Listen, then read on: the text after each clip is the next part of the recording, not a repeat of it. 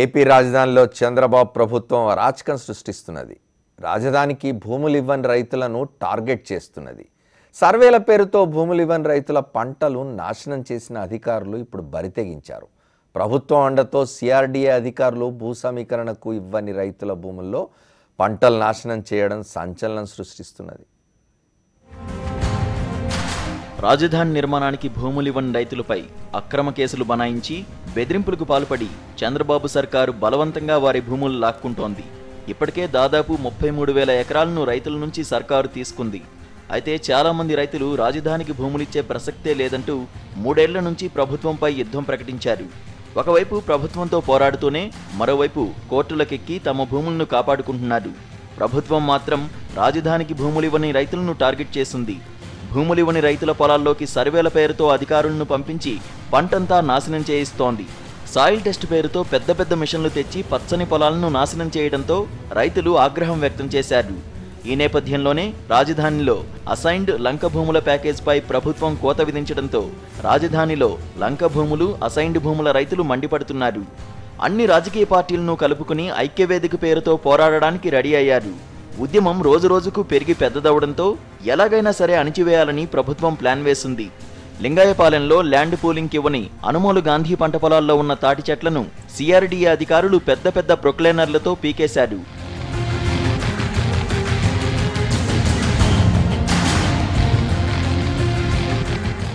దీంతో పొలంలో ఉన్న జొన్న, కంద పంట నాశనమైంది.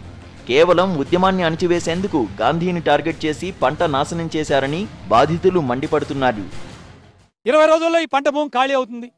మొక్కజొన్న ఇరుచుకుంటారు, తర్వాత కన్నదోకుంటారు, వెళ్ళిపోతారు. కానీ ఇదే టైంలో డిస్టర్బ్ చేయాల్సిన అవసరం ఎందుకు వచ్చింది? తర్వాత డిస్టర్బ్ చేస్తే కనపడదు, భయాన్ని కనపరచాలి, పబ్లిసిటీ చేయాలి. ఆ పబ్లిసిటీ కోసం ఈ యొక్క అత్యాచారానికి పూనుకున్నారు ప్రభుత్వం అనే దాంట్లో సందేహం లేదు. కనీసం పంట మీదన్నా జాలి ఉండాలి ప్రభుత్వానికి. రైతు పరిస్థితి వాళ్ళ దినస్థితిలో ఉంది. దినస్థితిలో ఉంటే దాదాపు 7 లక్షల ఎకరానికి 7 లక్షల రూపాయల కంద ఈ భూమిలో మిళితమై ఉంది. దాదాపు ఎకరానికి 75,000 రూపాయల మొక్కజొన్న భూమి మీద ఉంది. ఈ డిస్టర్బ్ చేస్తే రైతు భూస్థాపితంగా ఆత్మహత్య చేసుకుంటాడనే భయం అన్న ఉండాలి. ఆ భయం కూడా లేదు ప్రభుత్వానికి. అంటే దన్నిటినీ కూడా వైలేట్ అయింది. ఇక్కడ దౌర్జన్యం చేశారు. అంటే అంబేద్కర్ గారు రచించిన రాజ్యాంగం ఏం చెప్పింది? బలవంతంగా భూములు లాక్కోమన్నారా? ప్రభుత్వం ఈ రకంగా ఎటువంటి చట్టాలు లేకుండా చట్టవిరుద్ధంగా దౌర్జన్యంగా వచ్చి రైతుల పొలాల్లో ఉన్నటువంటి పంట నాశనం చేసి ఉన్నటువంటి తాటి చెట్లు నరికేసి ఈ రాజధానిలో ఉన్నటువంటి కూలీలకి, రైతులకి ఒక సంకేతాన్ని ఇవ్వదలుచుకున్నారు. మీరు కనుక ఇవ్వకపోతే మేము బలవంతంగా లాక్కుంటాం. సింగపూర్ కంపెనీలకి భూములు ఇవ్వటానికి రైతుల దగ్గర నుండి బలవంతంగా లాక్కుని భూములు వాళ్ళకి రియల్ ఎస్టేట్ చేసుకోవడానికి అప్పచెప్పడానికి ఇది చేస్తున్నారు. ప్రభుత్వం చేస్తున్న అరాచకంతో రాజధాని గ్రామాల రైతులు ఒక్కసారిగా షాక్ తిన్నారు. సిఆర్డీఏ అధికారులు నాశనం చేసిన పంట పొలాలను ఐక్యవేదిక సభ్యులు పరిశీలించారు. ఉద్యమాన్ని అణిచివేయడానికి ప్రభుత్వం ఈ రకమైన చర్యలకు పాల్పడిందని మండిపడ్డారు. ప్రభుత్వం చాలా తప్పు చేసిందండి. ఇప్పుడు కేవలం దళితులకు అనుకూలంగానూ వాళ్ళకి సహకరిస్తున్నారని చెప్పి అనుమోల్ గాంధీ గారి మీద దాడి చేయడం జరిగింది. కానీ మేము ఊరుకోము. ఎందుకంటే 2 సంవత్సరాల పాటు లంక భూముల గురించి ఏమీ జరిగినప్పుడు అనుమోల్ గాంధీ గారి సాహచర్యంతో మేము 41 జీవోని క్యాన్సిలేషన్ తీసుకొచ్చాం. అన్ని భూములకు సమానంగా ఉండాలని చెప్పడంలో మరి లింగాయపాలెంలో సొంత గ్రామంలో దళితులను ఉత్తేజపరిచి ఆ జీవోకి ఎవరైతే క్యాన్సిల్ చేశారో కమలమ్మ గారికి సన్మానం చేసిన దానికి ఎందుకు చేస్తారని చెప్పి, ఎందుకు సపోర్ట్ చేస్తారని చెప్పి అనుమోల్ గాంధీ గారిని ఇది రౌడీజంగా ప్రభుత్వం ఈ విధంగా చేసింది. ఈ చుట్టుపక్కల పొలాలన్నీ మామూలుగానే ఉన్నాయి. ఈ ఒక్క పొలాన్ని ధ్వంసం చేశారు. రాజధానిలో ప్రజల హక్కులు, రాజ్యాంగ స్ఫూర్తిని చంద్రబాబు కాలరాస్తున్నారని ఆగ్రహిస్తున్నారు. ప్రభుత్వ అరాచకంపై న్యాయ పోరాటం చేస్తామని హెచ్చరించారు. ఇక్కడ ఎస్సీలందరికీ అండగా ఉండి ప్రతి విషయం వాళ్ళని మొబిలైజ్ చేసి ఏదో కార్యక్రమం చేస్తున్నారని, వాళ్ళ సమాన ప్యాకేజ్ ఇవ్వాలనే దాని మీద గట్టిపట్టుగా తిరుగుతున్నారు. కాబట్టి వీళ్ళతో పాటు ఈయన కూడా ఒకసారి బెదరేస్తే పని అయిపోద్ది.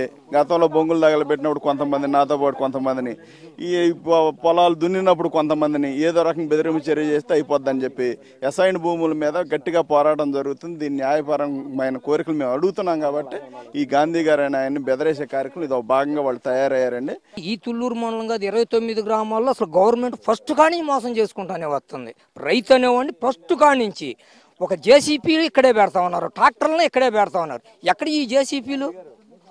ఈ తుళ్ళూరు మండలానియా లేకపోతే పెనమాక మండలాని తాడేపల్లి మండలానియా మంగళగిరి మండలానియా బయట నుంచి తీసుకొచ్చి మీకు ఇక్కడ ఫస్ట్ ప్రిఫరెన్స్ ఇస్తామన్నారు. వాళ్ళని మోసం చేశారు. భూములు ఇచ్చిన వాళ్ళకి దీంట్లోనూ మోసం చేశారు లాటరీ తీయకుండా. మళ్ళీ ఇప్పుడు పొలం ఈయనన్న వాళ్ళని మాబడి చిన్న వాళ్ళు ఆటోమేటిక్గా తీసేశారు. ఇలా పెద్ద రైతు మీద పడ్డ.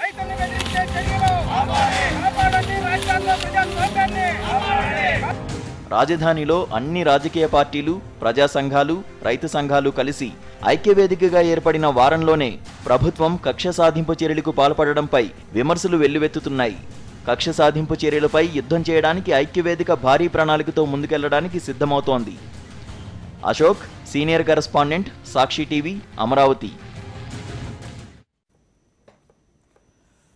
ఆంధ్రప్రదేశ్లో రాజధాని నిర్మాణం కోసం 3 సంవత్సరాలుగా జరుగుతున్న భూభాగవతం చూస్తూనే ఉన్నాం. చాలామంది స్వచ్ఛందంగా భూములు ఇచ్చారని చెప్తున్నారు. ఇప్పటికే 35,000కు పైగా ఎకరాల భూముల్ని ప్రభుత్వం సేకరించింది.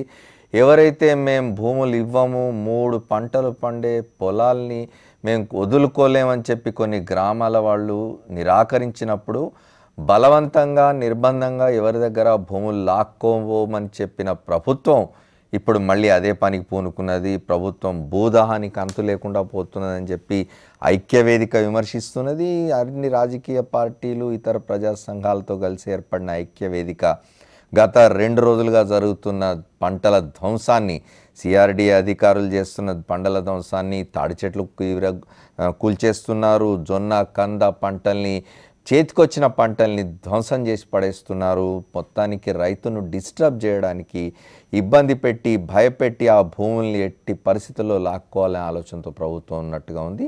ఇది ఎంత మాత్రం సమంజసం కాదు. మనతో వైఎస్ఆర్ కాంగ్రెస్ పార్టీ రాష్ట్ర కార్యదర్శి పైలా సోమినాయుడు విజయవాడ నుంచి లైవ్లో ఉన్నారు. వారితో ముందు మాట్లాడదాం, తర్వాత ఆంజనేయ రెడ్డి గారితో, శ్రీనివాసరావు గారితో మాట్లాడదాం. సోమినాయుడు గారు చెప్పండి, గతంలో ప్రభుత్వం చెప్పింది, చాలా వ్యవస్థలు అడిగినాయి, మీరు ఇంత బలవంతంగా ఎందుకు భూములు లాక్కోవాలనుకుంటున్నారంటే, బలవంతంగా ఎవరి భూములు తీసుకోం, మేము స్వచ్ఛందంగా ఇచ్చే వాళ్ళవే తీసుకుంటామన్నారు. ఏం జరుగుతోంది ఇప్పుడు? ప్రభుత్వం అంటే అది మంత్రివర్గంలో కానివ్వండి, సిఆర్డీ అధికారులు కానివ్వండి, ముఖ్యమంత్రి గారు కానివ్వండి, వారు చెప్పినటువంటిది ఏది కూడా ఇవాళ ఈ రోజుల్లో రైతుల పక్షాన ఏది జరగట్లేదు అనేటువంటి దానికి నిదర్శనం ఈరోజు రాజధాని ప్రాంతంలో జరుగుతున్నటువంటి యొక్క బలవంతంగా రైతుల నుంచి పొలాలు లాక్కునేటువంటి ప్రక్రియ చూస్తూ ఉంటే, గతంలో అదే కొన్ని ఎర్రబాలెము, కిష్టైపాలెము, కొన్ని గ్రామాల్లో చేసినటువంటి ప్రక్రియ మళ్ళీ ఈ రోజున ఉండవల్లి, పెనుమాక ప్రాంతంలో ఈ యొక్క సిఆర్డీ అధికారుల పేరుతో ప్రభుత్వం చేస్తున్నటువంటి యొక్క భూదాహం, అంటే రైతుల నుంచి భూమి లాక్కోవడమే ఒక ముఖ్య ఉద్దేశంగా ఈ ప్రభుత్వం ఈనాడు కొనసాగుతున్నటువంటి పరిస్థితులు. పచ్చని పంటలు పండుతున్నటువంటి యొక్క పొలాలలో పండించుకొని వాళ్ళ జీవనోపాధి గడుపుకుంటున్నటువంటి రైతులు పొట్టు మీద కొట్టేటువంటి రీతిలో ఈనాడు ఈ ప్రభుత్వం ముందుకు పోతా ఉంది. అనేక రకాలైనటువంటి మరి సంఘాలు, ఇందాక మీరు చెప్పినట్టుగా రాజకీయ సంఘాలు, ప్రజా సంఘాలు, ఆ రకంగానే మేధావ సంఘాలు అందరూ కూడా చెప్పారు ఈ రకమైనటువంటి పరిస్థితులు మంచిది కాదు అని. స్థానికంగా ఉన్నటువంటి పరిస్థితులు కూడా మరి గతంలో బెదిరింపులు చేసేటువంటి కార్యక్రమాల్లో మరి భాగంగా సిఆర్డీ వారు ఎన్నిసార్లు నోటీసులు ఇచ్చినా కూడా దానికి రైతుల నుంచి ప్రతిఘటన వచ్చింది. వాళ్ళకి మా భూములు ఇచ్చే పరిస్థితి లేదు అనేటువంటి దాని మీద.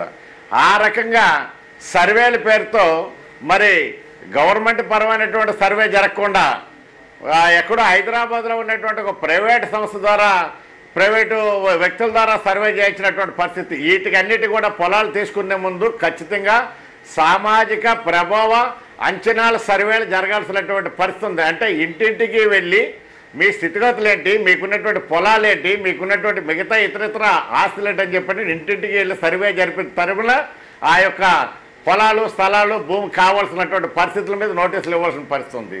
వాటన్నిటిలో కూడా త్రుంగలో దొక్కి ఎక్కడో చెట్టు కింద ప్రైవేట్ సర్వే వాళ్ళు హైదరాబాద్ నుండి వచ్చి ఇచ్చినటువంటి సర్వేలని ఆధారంగా తీసుకొని పచ్చటి పంట పొలాలు ఆ పంట పొలాలు తీసుకెళ్ళి ఈ రోజున వాళ్ళు ఇచ్చినటువంటి పేకు సర్వేల్లో ఏం తేలిందంటే మెట్ట పొలం అని చెప్పినటువంటిది వాళ్ళు ఇచ్చారు. ఆశ్చర్యకరం.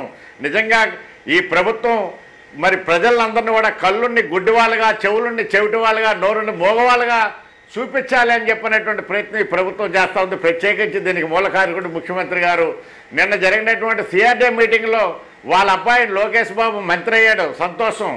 ఆయన చేయాల్సినటువంటి పరిస్థితి అంటే ఐటీ శాఖ మినిస్టర్.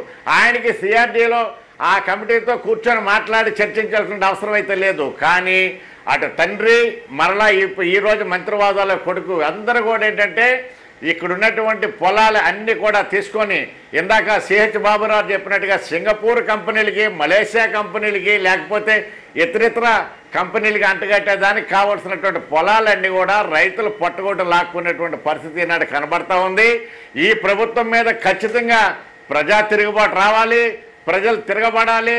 ఆ రకంగానే మరి అనాగరికత అయినటువంటి రీతిలో సర్వేలు సక్రమంగా లేకుండా, రైతులకు ఇవ్వాల్సినటువంటి హామీలు సక్రమంగా ఇవ్వకుండా, కోర్టుల్లో మేము పొలాలు ఇవ్వము, ఈ పొలాలు మేము ఇచ్చే పరిస్థితి లేదని ఎన్నిసార్లు సిఆర్డీ వాళ్ళు నోటీసులు ఇచ్చినప్పటికీ కూడా అక్కడ ఉన్నటువంటి స్థానిక రైతులు మరి కోర్టును ఆశ్రయించడం కూడా జరిగింది. కోర్టులో మరి గవర్నమెంట్ తరపు లాయర్ కూడా 5-6 వారాల సమయం అడగడం కూడా జరిగింది.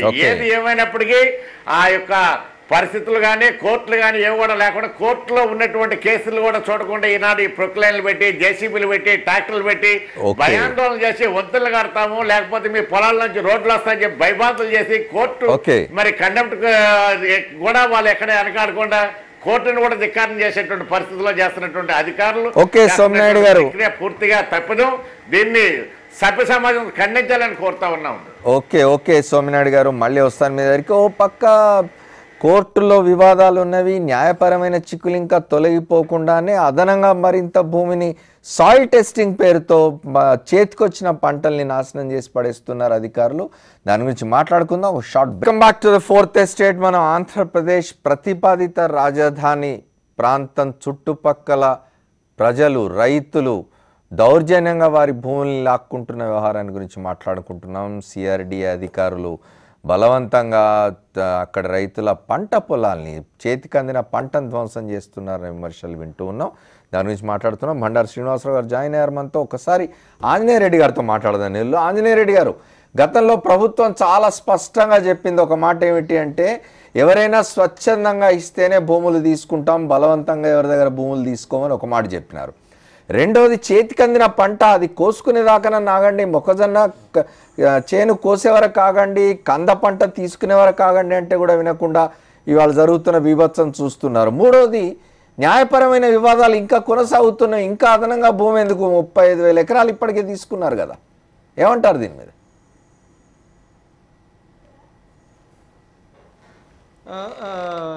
అమర్ గారు, అందరికీ నమస్కారం. నమస్తే, చెప్పండి.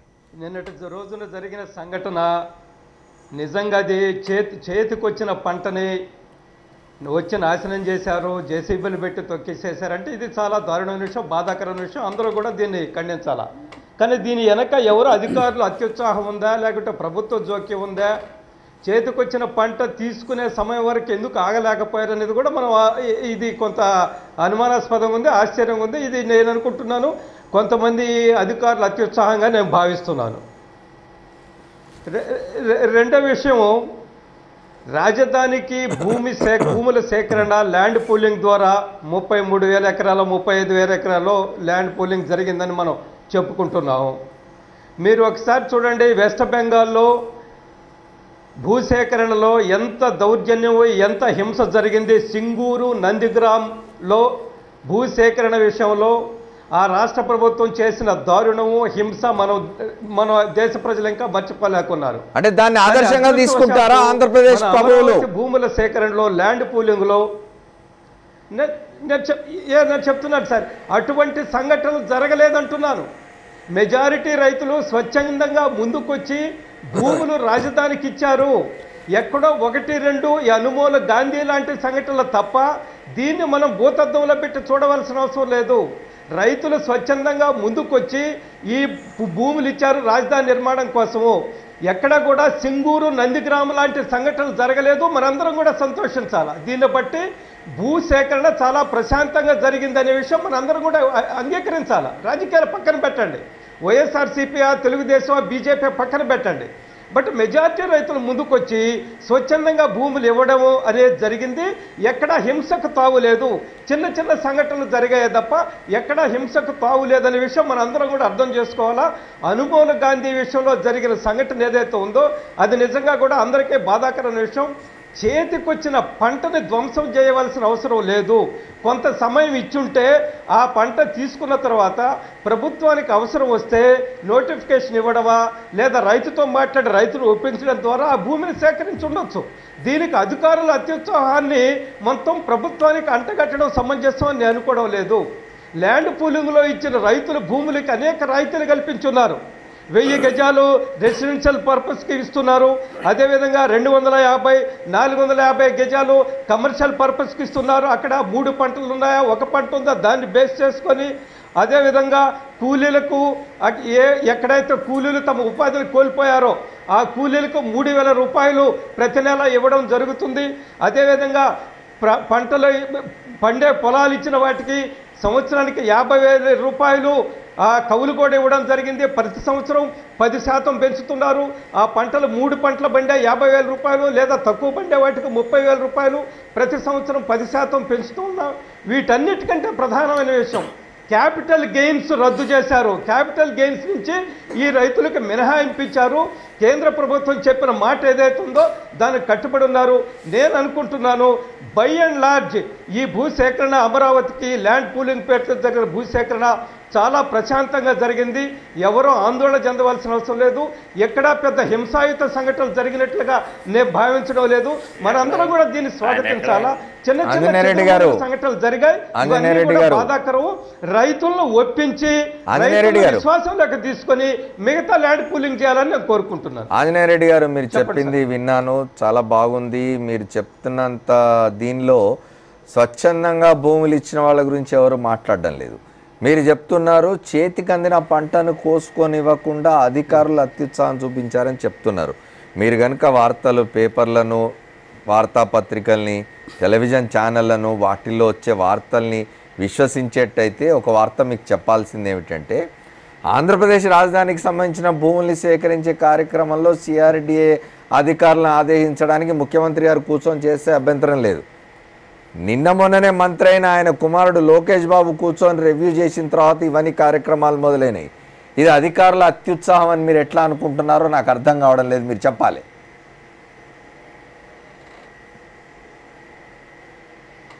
లేదా నేనేమంటున్నా అంటే మీరు వచ్చిన వార్తల ప్రకారమే నేను మాట్లాడుతున్నాను. మీరు చెప్తున్నారు ముఖ్యమంత్రి గారి కుమారుడు కూర్చొని రివ్యూ చేశాడని. రివ్యూ చేసే హక్కు ఆయన క్యాబినెట్లో ఉండే మంత్రిగా అభివృద్ధి ఏ విధంగా జరుగుతుంది, అమరావతి ఏ విధంగా ముందుకెళ్తుంది, క్యాబినెట్లో ఉన్న ఇతర మంత్రులు కూడా చేయొచ్చండి. మంత్రిగా ఆయన హక్కు. ఆంజనేయ రెడ్డి గారు ఆయన ఐటీ మంత్రి, క్యాబినెట్ లో ఉండి ఇంకెక్కడో సాంఘిక సంక్షేమ శాఖ మంత్రి పోయి ఈ రివ్యూ చేస్తా అంటే సిఐడిలో కూర్చొని అనుమతిస్తారా? అది సభమేనా సమంజసమేనా?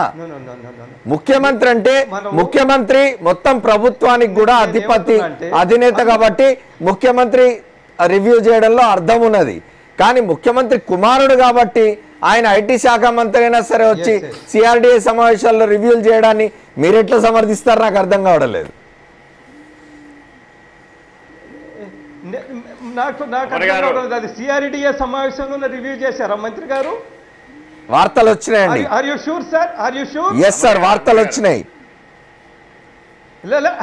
yes వార్తలు వచ్చాయి. But nobody is private. అది పూర్తి సమాచారం ఎవరి దగ్గర? సోమినాయుడు గారు చెప్తున్నారు. దానికి సంబంధించిన సమాచారం సోమినాయుడు గారు చెప్తున్నారు. ఆగండి ఆంజనేయ రెడ్డి గారు, ఒక్క నిమిషం ఆగండి. సోమినాయుడు గారు చెప్పండి.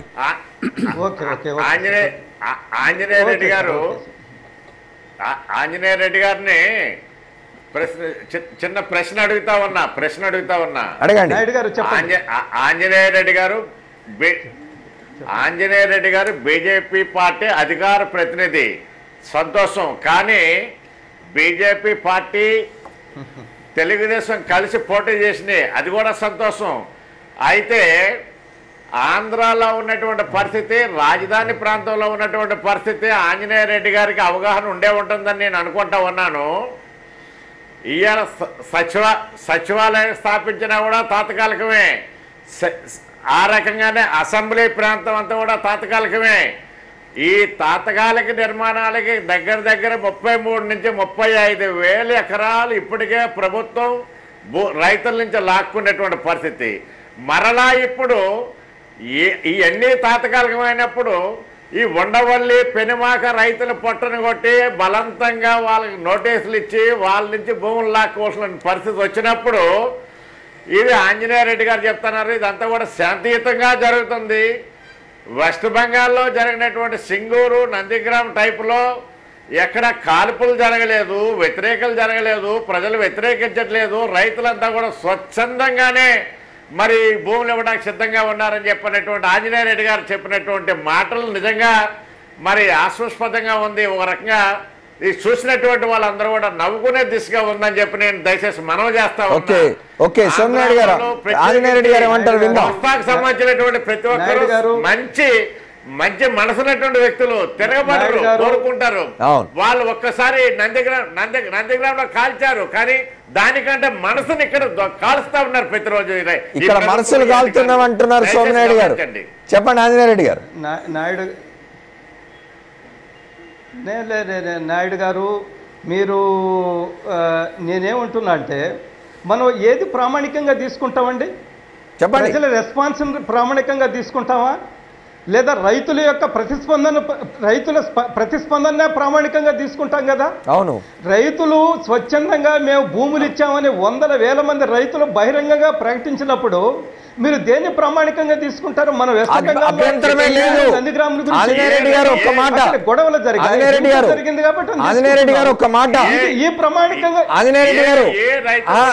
సోమనాయుడు గారు ఒక్క నిమిషం, సోమనాయుడు గారు ఒక్క నిమిషం, దయచేసి మీరు కూడా వెళ్ళండి. సోమనాయుడు గారు ఒక్క నిమిషం. ఆంజనేయ రెడ్డి గారు, మేము అట్లా స్వచ్ఛందంగా భూములు ఇచ్చి ముఖ్యమంత్రి గారిని శాసనసభ్యులందరినీ భోజనాలకు పిలిచి భోజనాలు పెట్టిన రైతుల గురించి ఇక్కడ ఎవరు చర్చించడం లేదు.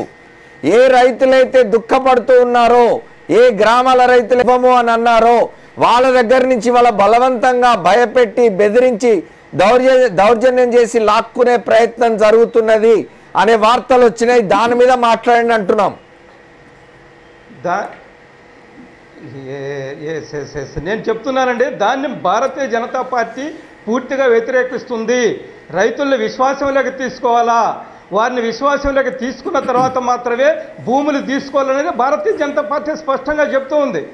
అమర్ గారు, ఒక విషయం చెప్పండి, అభివృద్ధి జరగాల, ప్రభుత్వం భూములు తయారు చేస్తుందా? ఏదైనా మిషన్ లో పెట్టి మనం భూములు తయారు చేస్తామా అనే సిద్ధాంతాన్ని ఆంజనేయ రెడ్డి గారు ప్రభుత్వం భూములు తయారు చేస్తుందా? వస్తువులు తయారు చేసినట్టు ఒక మాట చెప్పండి ఆంజనేయ రెడ్డి గారు. తీసుకోవాలా, రైతుల్ని విశ్వాసంలోకి తీసుకోవాలా, ఆంజనేయ రెడ్డి గారు రైతులకి నమ్మకం కలిగించాలా, భూములు తీసుకోవాలి. జనతా పార్టీ ఆంజనేయ రెడ్డి గారు చాలాసేపు అంటే శ్రీనివాసరావు గారు కూర్చోన్నారు, వారితో కూడా మాట్లాడదాం. ఆంజనేయ రెడ్డి గారు ఒక్క విషయం అర్థం కావడం లేదు. నిజమే, భూమి క్రియేట్ చేయలేము, భూమిని మ్యానుఫ్యాక్చర్ చేయలేము. ఎంత భూమి కావాలి ఇంకా మీకు రాజధాని నిర్మాణానికి అనేది ప్రశ్న. ఒకసారి బండారు శ్రీనివాసరావు గారితో మాట్లాడి మళ్ళీ మీ దగ్గరికి వస్తాను. శ్రీనివాసరావు గారు చెప్పండి, రాజధాని భూములకు సంబంధించి గతంలో ఎప్పుడైతే రాజధాని ఫలానా చోట నిర్మిస్తున్నాం అని ప్రకటించి తీర్మానం చేసినప్పుడు ప్రతిపక్షాలు కాదనలేదు. అది నిజానికి అనువైన ప్రాంతం కాకపోయినా 3 పంటలు పండించే అద్భుతమైన సస్యశ్యామలమైన పంటల భూమి అయినా సరే, ఒక ఫర్టైల్ ల్యాండ్ అయినా సరే ఎవరు మాట్లాడలేదు. సరే, రాజధాని కోసం ఆ నిర్ణయం తీసుకున్నారు అనుకున్నాం. అప్పుడు ప్రభుత్వం చెప్పింది స్పష్టంగా, ఎవరైతే స్వచ్ఛందంగా ఇస్తారో వాళ్ళ దగ్గర తీసుకుంటాం, బలవంతంగా మేము ఎవరిని అడగమన్నారు. కొన్ని గ్రామాలు మేము ఇవ్వము అన్నారు, వాళ్ళని మొన్నటిదాకా ముట్టుకోలేదు. ఇప్పుడు మళ్ళీ మొదలైంది. చేతికి అందిన పంట మొక్కజొన్న పంటను ధ్వంసం చేసినారు, కందనంతా కూడా పాడు చేసినారు, తాడి చెట్లు కూల్చేసినారు. ఎట్లా చూడాలి?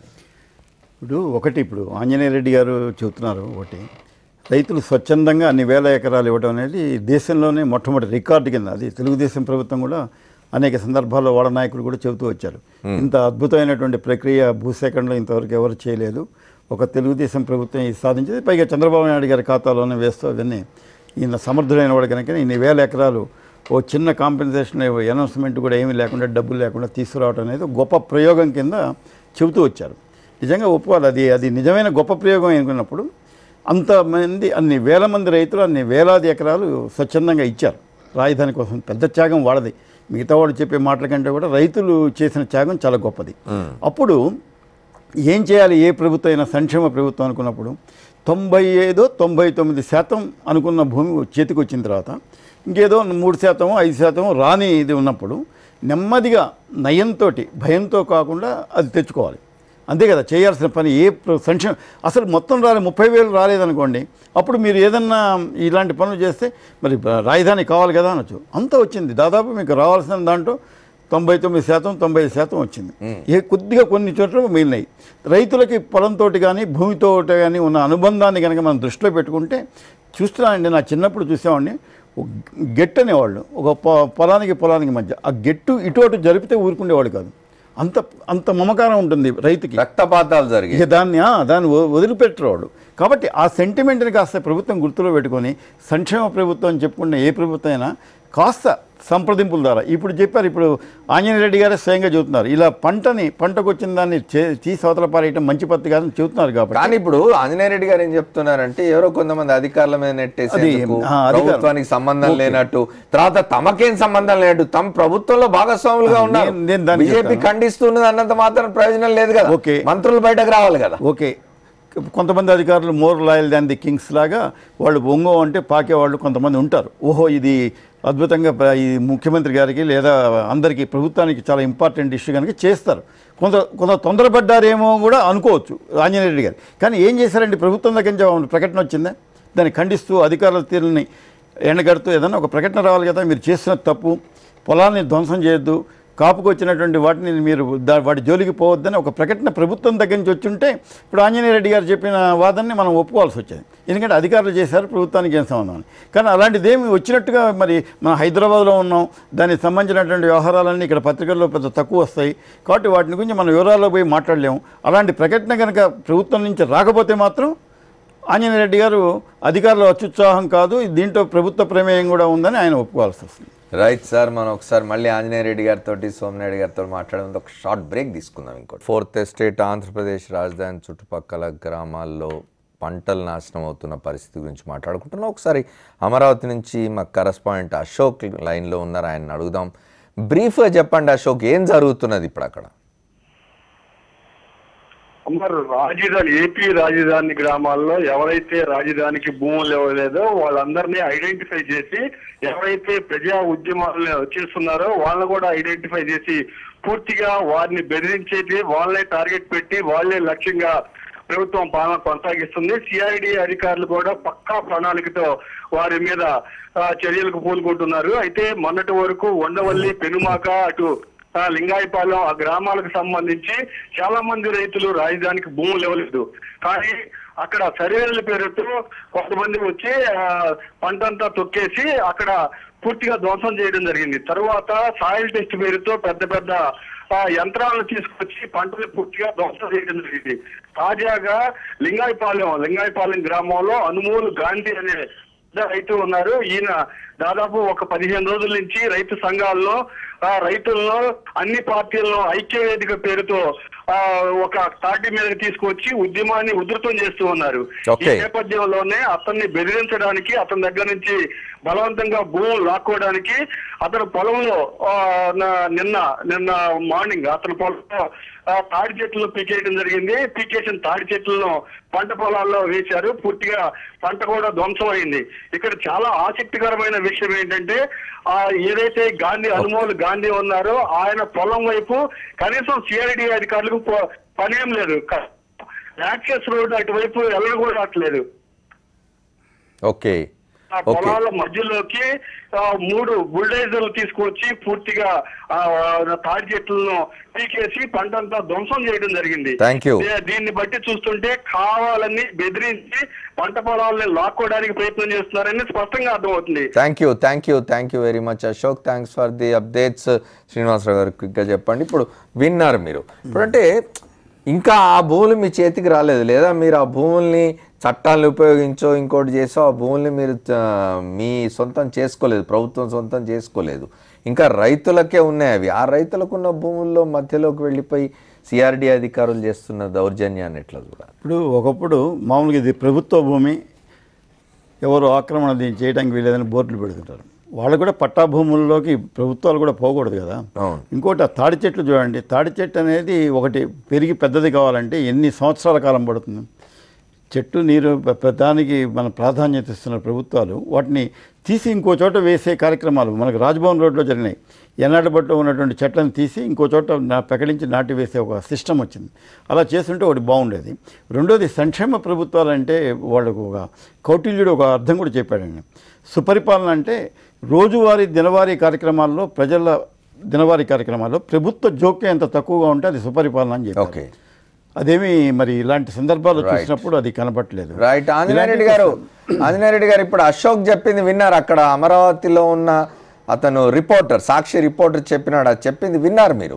ఎట్లా పోతారండి భూముల్లోకి? అట్లా ఎంత ధైర్యం అధికారులకు? తప్పకుండానండి. నేను మీ సాక్షి రిపోర్టర్ ఇచ్చిన వ్యాఖ్యలు రిపోర్ట్ నిజమే అయితే అదే చాలా తీవ్రమైన విషయం. ప్రజలు మళ్ళీ మీరు రైడర్లు పెడుతున్నారు. నిజమే అయితేనే టీవీలలో కనిపిస్తున్నది ఏం జరుగుతుందో. మీరు రైడర్లు పెడుతున్నారు ఆంజనేయ రెడ్డి గారు. మాట్లాడాలి అమర్ గారు, ఆంజనేయ రెడ్డి గారితో మాట్లాడాలి అమర్ గారు, కొద్దిగా అవకాశం ఇప్పించండి. చెప్పండి. దాన్ని మనం సీరియస్ గా ఒకటి.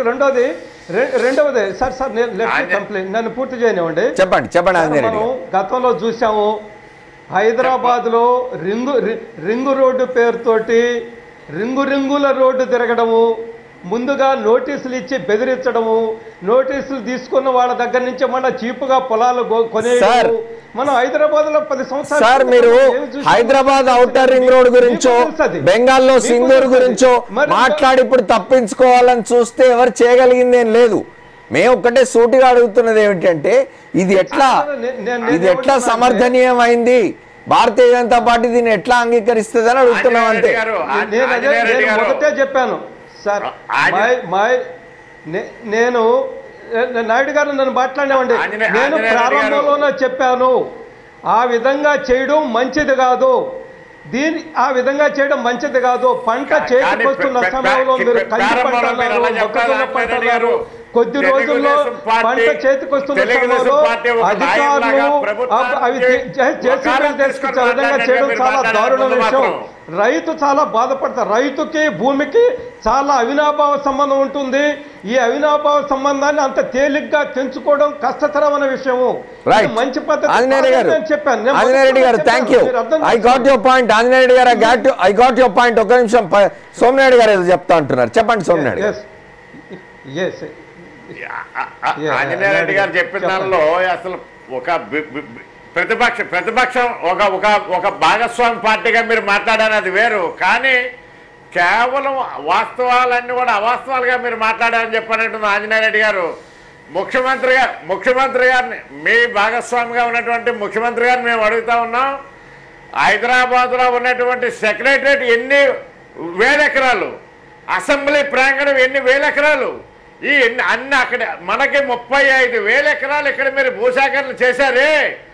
అక్కడ మనం వదిలిపెట్టి వచ్చినటువంటి ఆ సెక్రటరేట్ అసెంబ్లీ ఎన్ని ఎకరాల్లో మీరు చెప్పాలి. మరి ఆంజనేయ రెడ్డి గారు ముఖ్యమంత్రి గారితో మీరు చెప్పించాలి. భాగస్వామి పార్టీ అది. ఓట్లు అడిగేటప్పుడు కలిసి వచ్చారు, ఓట్లు అడిగేటప్పుడు రైతుల్ని ఉత్తరిస్తామని చెప్పారు, రుణమాఫీ చేస్తారు. సోమనాయుడు గారు we got your point. Somanaidu గారు we got your point. Somanaidu గారు పొలాల నుంచి we got your point. Anjaneya గారు చెప్పండి. పరిస్థితి రైట్ సోమనాయుడు గారు. BJP sir we got your point sir. Anjaneya గారు చెప్పండి, సమయం అయిపోయింది మనకు. ఏమండి 1952లో ప్రత్యేక ఆంధ్రప్రదేశ్ ఏర్పడ్డప్పుడు మన బడ్జెట్ 9 కోట్లేనండి సార్. ఇప్పుడు ఇవాళ మాట్లాడుకుంటున్నది భూములు ఇవ్వము మొర్రు అంటున్న రైతులను, వారి పంటలు ధ్వంసం చేస్తున్నారని మాట్లాడుతుంటే మీరు 52వ సంవత్సరంలో మన బడ్జెట్ గురించి మాట్లాడుతున్నారు. Thank you very much sir, సమయం అయిపోయింది. థ్యాంక్ యూ శ్రీనివాసరావు గారు, థ్యాంక్ యూ సోమనాయుడు గారు, థ్యాంక్ యూ ఆంజనేయ రెడ్డి గారు ఇవాళ చర్చలో పాల్గొన్నందుకు. ఏదేమైనా కొంతకాలం క్రితం అంతకుముందు ఉమ్మడి ఆంధ్రప్రదేశ్ ముఖ్యమంత్రిగా ఉన్నప్పుడు నారా చంద్రబాబు నాయుడు గారు మనసులో మాట బయట పెట్టుకున్నారు, వ్యవసాయం దండగా అని చెప్పి. ఆ తర్వాత నేను ఆ మాట అనలేదన్నారు.